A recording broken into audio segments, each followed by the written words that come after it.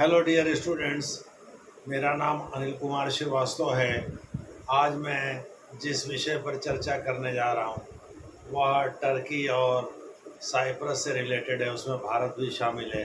क्योंकि बिना भारत को शामिल किए किसी अंतर्राष्ट्रीय घटनाक्रम का मैं जिक्र करता नहीं हूँ। भारत के प्रधानमंत्री श्री नरेंद्र मोदी जी इसके पहले जब विदेश दौरे पर गए थे तो वो साइप्रस की यात्रा पर भी गए थे। आप सभी लोगों को पता है कि 1973-74 से जो विवाद टर्की और साइप्रस के बीच चल रहा है वो ये है कि टर्की ने टीआरएनसी यानी Turkey Republic of North Cyprus यानी उत्तरी साइप्रस के 2/3 हिस्से पर टर्की ने कब्जा कर रखा है। एजियन सागर में एक्सक्लूसिव इकोनॉमिक जोन साइप्रस आदि को लेकर के ग्रीस के साथ उसका विवाद चल रहा है। तो अभी हाल ही में टर्की ने जब पाकिस्तान की मदद की ऑपरेशन सिंदूर के दौरान, तो उस दौरान जो है भारत ने टर्की को सबक सिखाने की प्रण कर लिया। सबसे पहले तो तुर्की जाने वाले यहाँ के बहुत सारे पर्यटक थे जिन्होंने अपना होटल बुकिंग कैंसिल किया या टर्की की यात्रा कैंसिल की।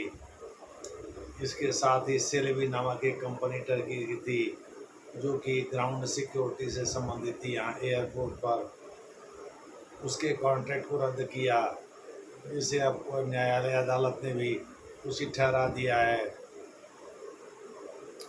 इसके साथ साथ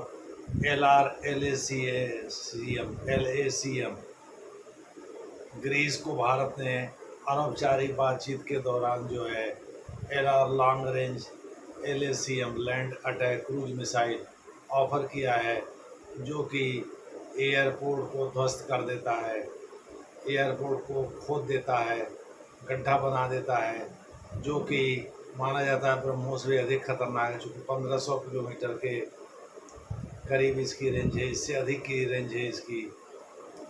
तो इस प्रकार से LR long range LACM land attack cruise missile का ऑफर भारत ने ग्रीस को दिया, यूनान को दिया है, ताकि टर्की को सबक सिखाया जा सके। तब से टर्की की हवा टाइट है, यानी टर्की घबराया हुआ है। रेसेप तैयब अर्दोगन जो कि टर्की के नए राष्ट्रपति हैं, ये पहले से राष्ट्रपति होते हैं, पहले प्रधानमंत्री थे, फिर चुनाव के बाद इन्होंने शपथ लिया है और ये नए सऊदी अरब को अपदस्थ करके OIC का नया बादशाह बनना चाहते हैं। वास्तव में ये पाकिस्तान यानी मुस्लिम ब्रदरहुड समझ करके पाकिस्तान की मदद कर रहे थे।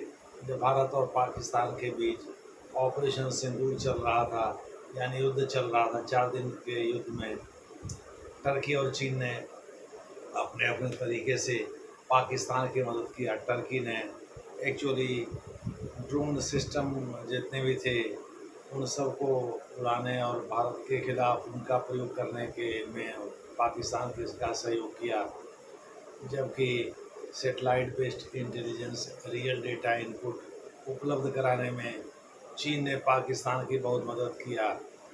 इन दोनों ने अपने अपने तरीके से पाकिस्तान की मदद किया, जो कि राहुल राज सिंह जो कि डिप्टी चीफ हैं सेना के, वो बता रहे थे।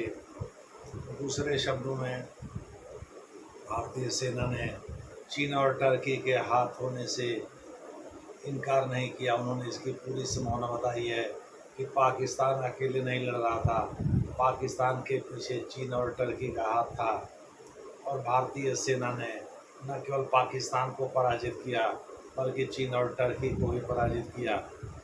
तो जब से यूनान को, ग्रीस को, जिसके साथ एजियन सागर विवाद में फंसा हुआ है टर्की, और टर्की अपनी दादागिरी दिखाने में लगा हुआ है, वो एक्चुअली मुस्लिम वर्ल्ड का नया खलीफा बनना चाहता है।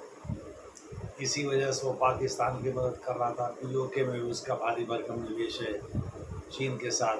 चीन तो पड़ोसी है, चीन के साथ तो लद्दाख और अरुणाचल प्रदेश में कई जगह सीमा रेखा को लेकर विवाद हैं। बांग्लादेश भी अब चीन को अपनी ओर अट्रैक्ट करने में लगा हुआ है पाकिस्तान के साथ। मोहम्मद यूनुस खान जो कि बांग्लादेश के नए कार्यवाहक राष्ट्रपति हैं, चीफ एडवाइज़र की भूमिका निभा रहे हैं एक्चुअली। वो अपॉइंटेड व्यक्ति हैं, वो चीन को निमंत्रण दे रहे हैं। उनके सहयोगी भी बार बार भारत के उत्तर पूर्वी हिस्से पर अपनी टिप्पणी करते हैं और चीन के इकॉनमी का विस्तार बताते हैं, और वो अपने आप को समुद्र का रियल गार्डियन बताते हैं। तो बांग्लादेश, हालांकि बांग्लादेश ने पाकिस्तान की सीधे तौर पर कोई मदद तो नहीं किया, तो मदद करेगा भी नहीं, क्योंकि पाकिस्तानी सेना के चंगुल से बड़ी मुश्किल से मुक्त होकर के बांग्लादेश बना 1971 में। उसके पहले 71 के पहले जब जनरल टिक्का खान वहाँ का ईस्ट पाकिस्तान, जो कि बाद में बांग्लादेश बना, का गवर्नर था, तो उसके समय में वहाँ बहुत ज़बरदस्त अत्याचार हुए थे। इसी के मद्देनज़र पाकिस्तान की मदद नहीं करेगा बांग्लादेश, लेकिन चीन और टर्की तो सीधे मदद कर रहे थे। टर्की के जो राष्ट्रपति हैं रेसिप तैयब एर्दोगन हैं मुस्लिम, नाम से ऐसा लगता है जैसे कोई अंग्रेज होंगे, लेकिन हैं मुस्लिम। ये वास्तव में ये मुसलमान होने की वजह से ही पाकिस्तान की मदद कर रहे थे, और वह इसी में सऊदी अरब को अबदस्त करके उसका बादशाह बनना चाहते हैं, उसका चेयरपर्सन बनना चाहते हैं कि वही नए खलीफा माने जाएं। उनको नए खलीफा बनने का चस्का बहुत चढ़ा हुआ है। ऐसे में ग्रीस, जो कि भारत का मित्र है, वास्तव में ग्रीस के प्रधानमंत्री को भारत के प्रधानमंत्री ने एक अनौपचारिक बातचीत के दौरान LRLACM long range land attack cruise missile का ऑफर दिया है। इसको सुन करके टर्की की हवा टाइट है।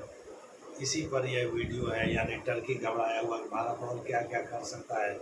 चूँकि टर्की फर्स्ट हैंड एक्सपीरियंस ले चुका है भारत के अटैक का, इसलिए उसको पता है भारत के पास ऐसे ऐसे हथियार हैं जिसके सामने भले टर्की ने अपने 5वीं पीढ़ी के लड़ाकू विमान को बनाने की राह पर चल पड़ा हो, भले ही वो अमेरिका का F-35 ऑपरेट ना करता हो, भले ही वह रूस से S-400 की खेप ले चुका हो, इन सब के बावजूद भी टर्की LRLACM से घबराया हुआ है। देखते हैं यह बात आगे कहाँ तक जाती है। LRLACM वास्तव में ग्रीस लेता है भारत से कि नहीं लेता है। धन्यवाद।